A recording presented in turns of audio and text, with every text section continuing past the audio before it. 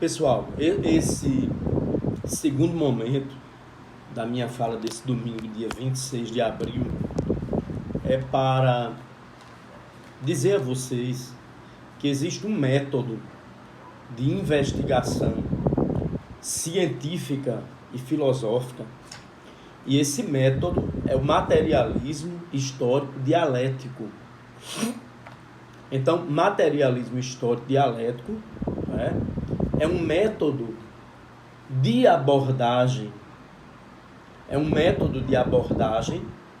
muito útil para examinar, para refletir sobre os acontecimentos, né, dos dias que nós vivemos, para refletir sobre a história. A história pode ser contada através do materialismo histórico dialético. A economia pode ser contada através do método do materialismo histórico dialético. A sociologia, a área médica, paramédica, pode também utilizar o método do materialismo histórico dialético. Então, esse método, ele tem uma história, não é? Ele tem uma história porque ele nasce com Heráclito, com as investigações sobre o mundo físico de Heráclito. Heráclito mostrando que tudo muda, que tudo flui, que há um movimento contínuo, né? Que em tudo há o nascer e o morrer. E posteriormente ele é retomado, Heráclito é retomado por Hegel em uma construção filosófica, né, que vai mostrar que ele retoma a dialética de Heráclito. Ele mostra que essa dialética acontece no mundo do espírito, no mundo do pensamento, né? E que esse pensamento de modo dialético, ele possui 3 momentos, que é a tese, a antítese e a síntese. Então, se eu estudo a história, eu estudo através desse movimento contínuo. E a dialética de Heráclito, a dialética dentro dessa construção filosófica hegeliana, na fenomenologia do espírito, ela vai ser retomada por Karl Marx e Friedrich Engels. Então, Marx e Engels vão abordar a dialética sem nunca deixar essa construção hegeliana, mas vai acrescentar algo a ela. É que tudo parte da matéria, tudo parte da produção material da existência. Portanto, o primeiro livro explicativo sobre essa construção, essa grande epistemologia, é o livro A Ideologia Alemã. É na ideologia alemã que vai haver uma crítica aos idealistas e o construto, né, de uma primeira forma de pensar, colocando a história, porque Marx via que a história era a síntese de todas as outras ciências que estudavam o homem, né? Portanto, no método dialético, nós temos exatamente uma história, não é, com teses, antíteses e sínteses, que ele mostra tanto lá no Capital, na crítica da economia política, como vai mostrar lá no Manifesto, como vai mostrar na ideologia alemã, né, que é o primeiro livro que mostra essa nova epistemologia. Ele vai dizer que a história é uma história que aconteceu a partir, né, de uma base, que é o modo de produção. Então eu tenho no mundo mais antigo, né, eu vou ter uma história mostrando os diversos modos de produção. O modo de produção asiático, o modo de produção escravagista, o modo de produção feudal, o modo de produção capitalista, todos os modos de produção, mostrando exatamente contradições que existem nesses modelos, né? Com uma estrutura, uma superestrutura jurídica, política, ideológica, e a questão também do trabalho, né?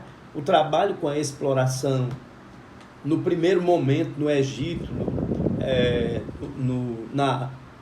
no Egito, na Mesopotâmia, posteriormente no mundo da polis e da civita romana, né, com a escravidão, depois na Idade Média, com uma tensão enorme no feudalismo, né, com os servos de gleba e o senhor feudal, e na construção do mundo burguês, né, de um modo de produção burguês, que interessa o lucro, não interessa o homem, não interessa o trabalho do homem, interessa o que o homem produz e o que se compra e o que se vende dentro dos mercados.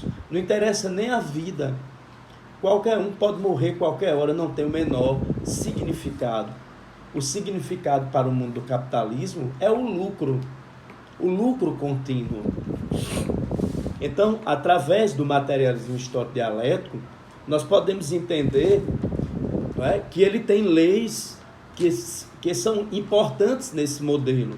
A primeira é a ação recíproca, não é? Onde tudo se relaciona, desde o esparadrapo, que se usa para o curativo de uma ferida do doente, não é? Desde a esterilização dos instrumentos, tudo está relacionado dentro do campo do trabalho, não é? De unidades de produção. E em tudo eu vou encontrar também exploração, contradição, não é? Vamos ter mudança dialética, que é uma segunda lei, né? Tudo se transforma. Quando tudo se transforma, não é? É desde a natureza até o mundo social. Basta ver todos os modelos de produção, não é? As passagens da quantidade à qualidade, que são mudanças quantitativas e qualitativas. Basta vocês refletirem o que é uma eleição. Na eleição eu tenho mudança quantitativa e mudança qualitativa. Basta vocês refletirem a passagem do estado líquido para o gasoso, do estado líquido para o sólido. Em tudo eu vou ter pequenas mudanças quantitativas e a grande, que é uma mudança qualitativa. Em tudo eu vou ter a tese, eu vou ter a antitese e a síntese. E a interpenetração dos contrários, né? Que confirma as lutas dos contrários, né? Então, dentro do modelo teórico, do método do materialismo histórico dialético, nós vamos ter, né, a ação recíproca, que tem que ser bem utilizada pelo pesquisador. É uma lupa para a visão do objeto de estudo. E nós não vamos chegar na tese do doutorado, nem no projeto de tese de doutorado, no projeto de dissertação de mestrado, com variáveis prontas e acabadas. É o objeto que vai mostrar quais são as variáveis. Porque se é algo novo, se é uma novidade, como é que eu já apresento respostas? Tá certo? Então, essas 4 lupas para interpretar são as lupas, né? Eu tenho que ver ação recíproca. O que é ação recíproca? Como eu vou perceber tudo isso dentro da dialética, né? A mudança dialética, as mudanças dialéticas em todos os níveis, em todas as franjas da minha pesquisa, não é? A questão da mudança quantitativa, mudança qualitativa, extremamente importante, não é? A mudança ela é contínua. E por último, eu tenho que examinar toda a luta dos contrários, essas contradições, mudanças, tudo isso é feito, não é? Esse exame é feito a partir desse método. Marx utiliza esse método num livro muito importante, que trata de um golpe de Estado, que colocou um canalha, que colocou uma pessoa sem nenhum escrúpulo, né? Os franceses, depois de uma revolução, de uma luta de classes dentro da França, né? Colocou um sobrinho de segundo grau de Napoleão Bonaparte para ser presidente da República. E o canalha, que é Luiz Napoleão Bonaparte, dá um golpe de Estado, se torna presidente da República dá um golpe de Estado, porque ele conseguiu conquistar a ralé da França, né? Conseguiu conquistar toda aquelas pessoas que não estavam nem aí para nada, porque a França já tinha organização de partidos proletários, a burguesia tinha seus partidos, a antiga aristocracia da terra já tinha também seus partidos, e ele consegue iludibriar, não é? Esse lumpen, iludibriar essa burguesia financeira, esses proprietários, não é? E chega ao cargo de imperador dos franceses. E funda o que, pessoal? Uma grande ditadura, tá certo? Uma grande ditadura que ia corresponder, não é?